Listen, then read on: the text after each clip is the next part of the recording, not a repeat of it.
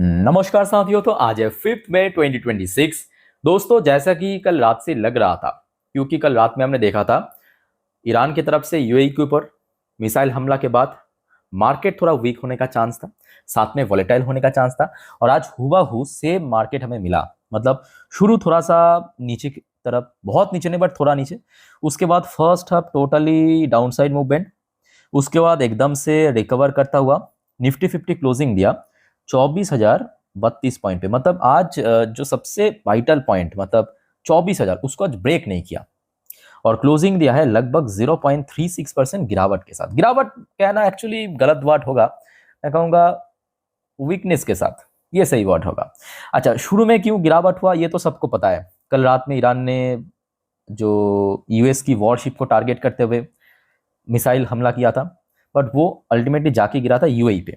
उस वजह से कल रात से हमने देखा था ऑयल प्राइस बढ़ गया था लगभग 5-6%। और उसके बाद गोल्ड गिर गया था, इंडियन करेंसी की वैल्यूएशन गिर गया था। बट यहाँ पे दोस्तों किस तरह से रिकवर किया यह आगे स्टोरी हम जानेंगे। बट ओवरऑल बात करें, मैं कहूँगा मार्केट आज उतना खराब नहीं था। अच्छा, ऊपर से आप ये भी देखिए, आज निफ्टी 50 की वीकली एक्सपायरी भी तो था ना। तो ऑब्वियसली बात है, ये तो एक्सपेक्टेशन था ही। और दूसरी तरफ बैंक निफ्टी शुरू में जितना खराब स्थिति में पहुंच गया था, लगभग 54,000 की बॉर्डर लाइन पे, जो आपको मैं कल रात से कह रहा था कि देखिए बैंक निफ्टी के लिए थोड़ा सा ब्रॉडर रेंज पकड़ के चले, क्योंकि बैंक्स जब गिरते हैं या मतलब डाउनसाइड मूव देते हैं, थोड़ा सा डिप ही जाते हैं। और उसके बाद एकदम से यहाँ पे भी रिकवर हुआ, बट स्टिल 0.60% नीचे क्लोजिंग दिया। अच्छा दोस्तों, ये सबके साथ साथ ना एक और बड़ी फैक्टर है, क्या पता है? आज बहुत सारे सरकारी कंपनी की शेयर्स बहुत बढ़िया मूवमेंट दिया, खास करके रेलवेज, डिफेंस। तो आई होप कि आप आपके पास अगर इन सब सेक्टर्स की शेयर है तो मे भी आज आपकी पोर्टफोलियो पॉजिटिव में तो क्लोजिंग देना चाहिए। क्या आपकी पोर्टफोलियो की स्टेटस है बताइए फटाफट कमेंट करके। वैसे बाकी सेक्टर्स की बात करें, एमएन सेक्टर पॉजिटिव में था, सीडीटीआई सेक्टर, मेटल सेक्टर पॉजिटिव में था, पीएसयू बैंक में हल्का सा करेक्शन देखने को मिला, बट प्राइवेट बैंक में आज थोड़ा डिप करेक्शन हुआ।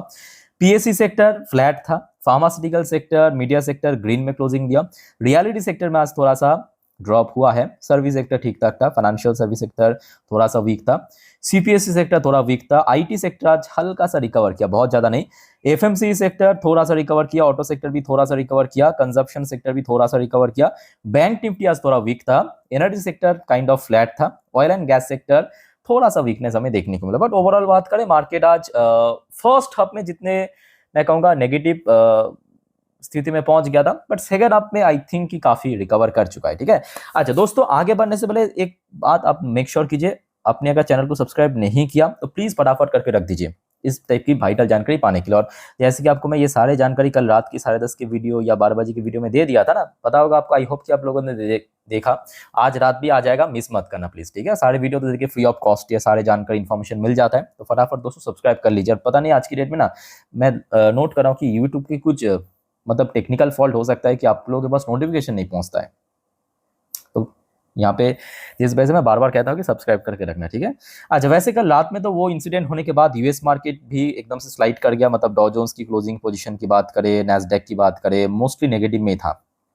पर आज सुबह सुबह दोस्तों कुछ जियोपॉलिटिकल टेंशन थोड़ा सा मैं कहूँगा कम हुआ है। मतलब ऐसा नहीं कि सब खत्म हो गया, बट जियोपॉलिटिकल टेंशन कल मिडनाइट तक जितना खराब स्थिति में पहुंच गया था, वहां से थोड़ा सा कम हुआ है। ठीक है। तो जिस वजह से ये भी एक बहुत बड़ी फैक्टर है कि आज सेकेंड हाफ में निफ्टी 50, बैंक निफ्टी सब रिकवर किया है, क्योंकि डॉ जोन्स की जो फ्यूचर्स है वो ओपनिंग हुआ पॉजिटिव में। अभी आप देख सकते हो पॉजिटिव में ही चल रहा है, तो मतलब आज रात में यूएस मार्केट एक पॉजिटिव ओपनिंग दे सकता है। और दूसरी तरफ नैस्डैक की जो फ्यूचर्स है वो भी आप देखेंगे अभी भी पॉजिटिव में ही है, और जब ओपनिंग हुआ था सुबह में तब भी पॉजिटिव में ओपनिंग। और मूवमेंट अगर आप देखेंगे फ्यूचर्स की, ये थोड़ा सा अपसाइड मूवमेंट आपको दिख रहा है। ठीक है। तो एक्चुअली जियोपॉलिटिकल टेंशन जो कल रात में था वो थोड़ा सा कम हुआ है, और उस वजह से बहुत सारे ऐसे मैं कहूंगा एशियन मार्केट जो है ना वो पॉजिटिव में इवन क्लोजिंग दिया है। जैसे कि जापानीज मार्केट की बात करें, फुल पॉजिटिव में क्लोजिंग, मतलब हो सकता है कि बहुत बड़ा रिकवर नहीं किया, बट स्टिल पॉजिटिव में क्लोजिंग दिया है। चाइनीज मार्केट भी अगर आप देखेंगे थोड़ा पॉजिटिव में, मतलब ऐसा नहीं कि बहुत रिकवर किया या एकदम से मतलब एक्सट्रीम ग्रीन में, बट थोड़ा सा वही मार्जिनल आप कह सकते हो कि रिकवर किया है। अच्छा, हांगकांग की मार्केट उस पॉइंट ऑफ व्यू से थोड़ा सा वीक था।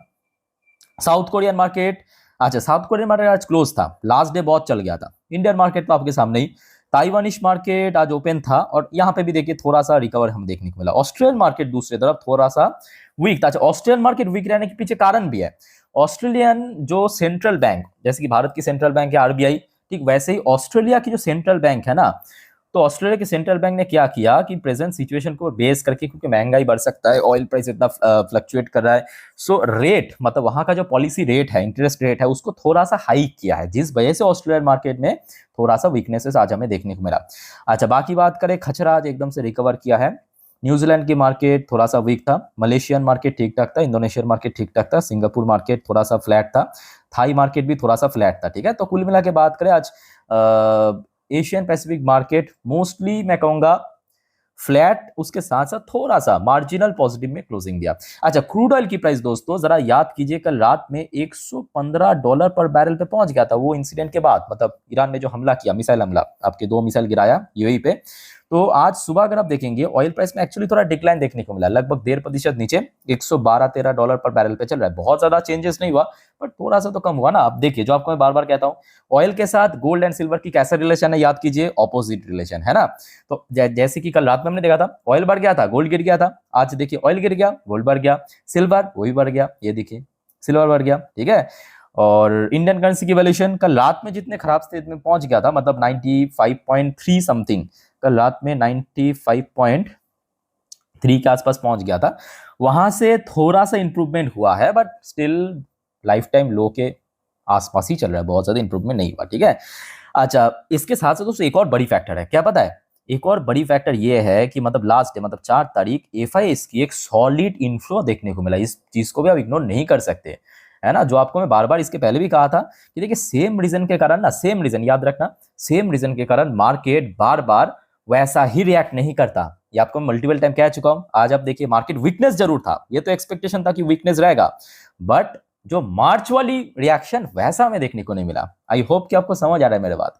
अच्छा, ये सबसे पहले देख करते हैं कि मनी कंट्रोल वालों ने कौन कौन सी फैक्टर मेंशन किया है कि आज मार्केट सेकेंड अप में एकदम से रिकवर किया है। उसके बाद हम जो बाकी जियोपॉलिटिकल डेवलपमेंट के ऊपर चर्चा करेंगे। अच्छा, सबसे पहला जो की फैक्टर यहाँ पे मेंशन किया कि एफआईएस टर्न नेट बायर्स, और बहुत वाइटल फैक्टर है, वेरी वेरी इंपॉर्टेंट। अभी अभी आपको मैं कहा था कल रात में, आई होप कि कितना 2,500 के आसपास ही खरीदा था एफआईएस ने, और वो इतने दिनों बाद, हाँ 2836 करोड़ खरीदा था। इवन डीआईएस ने भी खरीदा था। और जैसे कि आपको मैं बार बार कहता हूँ कि एफआईएस की इनफ्लो के बिना मार्केट स्टेबल नहीं रह सकता। ठीक है, अच्छा, दूसरा फैक्टर मैं कहूँगा, ये एक्चुअली आज रिकवर करने की पीछे फैक्टर नहीं है, मार्केट वॉलेटाइल रहा जो एफएनओ एक्सपायरी की वजह से, और कुछ टेक्निकल रीजन मेंशन किया कि नीचे की तरफ सपोर्ट वगैरह, तो ये तो ऑलरेडी आपको मैं कल रात से ही जानकारी दे चुका। अब आ जाइए दोस्तों जियोपॉलिटिकल। अच्छा, जैसे कि कल रात में हमने देखा था, पता होगा आपको कि ईरान ने यूएस की जो वॉरशिप है उसके ऊपर हमला किया था, 2 मिसाइल दाग दिया, कुछ ड्रोन हमला भी हुआ था, बट वहां पे लगा नहीं, लगा कहाँ पे? यूएई पे। ठीक है, उसके बाद जो ग्लोबल लीडर्स है, ग्लोबल लीडर्स मतलब यहाँ पे सुनने को आ रहा है कि भारत की तरफ से मोदी जी, फ्रांस की मैक्रोन, या अलग अलग जो यूरोपियन लीडर्स है, वो सब यहाँ पे कंडेम किया है। मतलब कह सकते हैं कि एक टाइप का ईरान को कहा कि भाई क्यों चला रहा है, क्यों, मतलब अपने ही पैर पे कुल्हाड़ी मार रहा है। Iran drone and missile strike on UAE, अर्ज डिप्लोमेटिक डी एस्केलेशन। साथ में ये भी कहा कि भाई बातचीत कर लीजिए, बतिया लीजिए यूएस के साथ, कुछ ना कुछ यहाँ पे हल निकल आएगा। बट यहाँ पे दोस्तों आपको एक और पॉइंट ऑफ व्यू है, ईरान की साइड भी समझने की आवश्यकता है, जो आपको मैं पहले इसके बार बार भी समझाया था पिछले 2 हफ्तों से, कि ये जो यूएस की स्ट्रेट ऑफ हॉर्मुज पे ब्लॉकेड है ना, वो ईरान को एक्चुअली अंदर अंदर धीरे धीरे करके, ऐसा नहीं कि एक साथ, धीरे धीरे करके खा रहा है। खा रहा है मतलब इकोनॉमिक कोलैप्स कर रहा है, थोड़ा थोड़ा करके, हर रोज कर रहा है।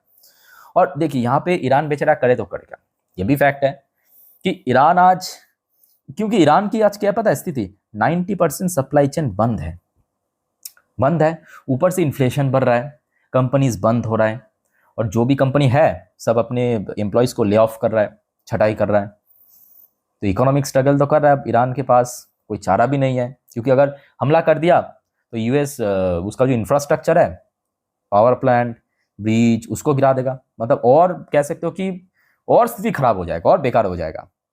और ईरान दोस्तों अभी, मतलब जो ईरान की डिमांड है उसको भी करवा नहीं पा रहा है यूएस की।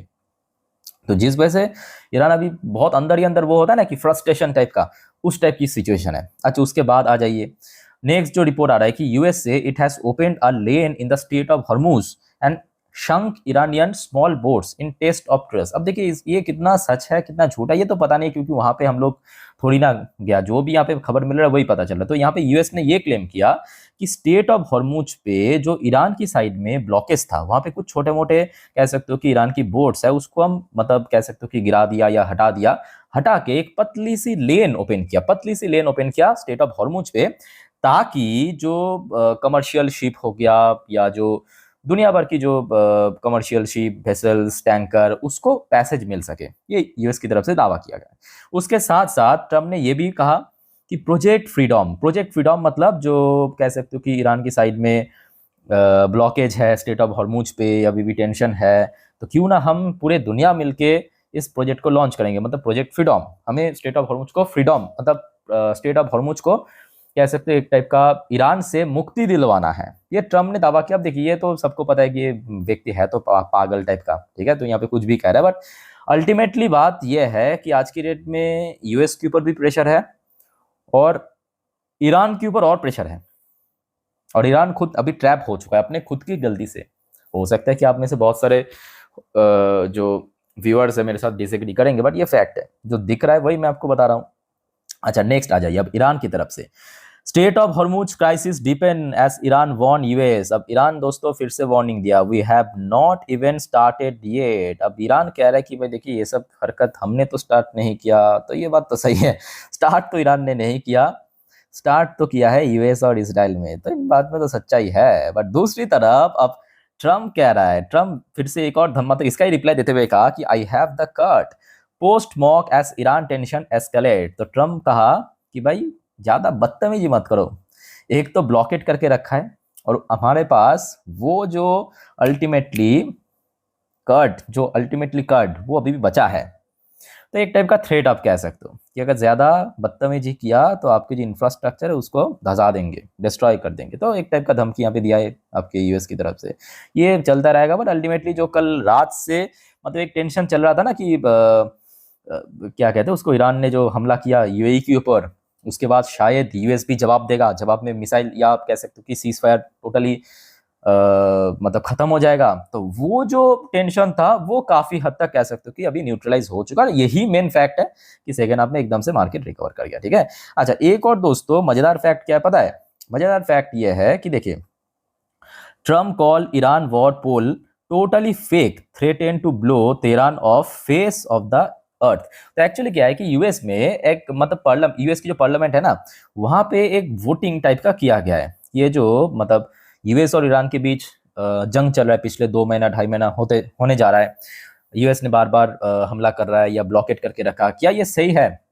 तो मतलब यूएस की जनता तो एक्चुअली यूएस की लोग जो है ट्रम्प के अगेंस्ट में वोट किया, तो उसको उसी पॉइंट ऑफ व्यू से ट्रम्प ने कहा कि ये जो वोट है, ये जो पोल है टोटली फेक है एक्चुअली, ठीक है। तो ये ट्रम्प की तरफ से दावा किया। देखिए बहुत सारे चीज यहाँ पे मैं कहूँगा थोड़ा सा ब्लर भी है, कुछ चीज समझ नहीं आ रहा है मतलब एक्चुअली क्या चल रहा है, बट कुल मिला के जब तक ना ये वॉर खत्म हो जाए तब तक देखिए मुश्किल है मार्केट में स्टेबल रिकवरी की। और दूसरी फैक्टर, अगर एफआईएस की फ्लो आ गया, अगर एफआईएस की फ्लो आ गया तो यहाँ पे कोई उतना दिक्कत नहीं होगा, बट थोड़ा सा वॉलेटाइल मार्केट तो आगे भी एक्सपेक्टेशन है जब तक ना वॉर खत्म हो जाए, ठीक है। खैर और कुछ भी जानकारी मिला मार्केट के बारे में आपको जरूर इन्फॉर्म जरूर कर दूंगा दोस्तों। और अभी तो Q4 की रिजल्ट की सेशन चल रहा है, तो आगे बहुत सारे रिजल्ट भी आउट होने वाला है दोस्तों। सिर्फ आप चैनल को सब्सक्राइब करके रखें अगर आपने नहीं किया। बाकी कोई कंफ्यूजन डाउट फाउट है कमेंट बॉक्स में खुला है, कमेंट करके बताइए। तो वाइंड अप करता हूँ वीडियो को, टेक केयर, बाय बाय, जय हिंद।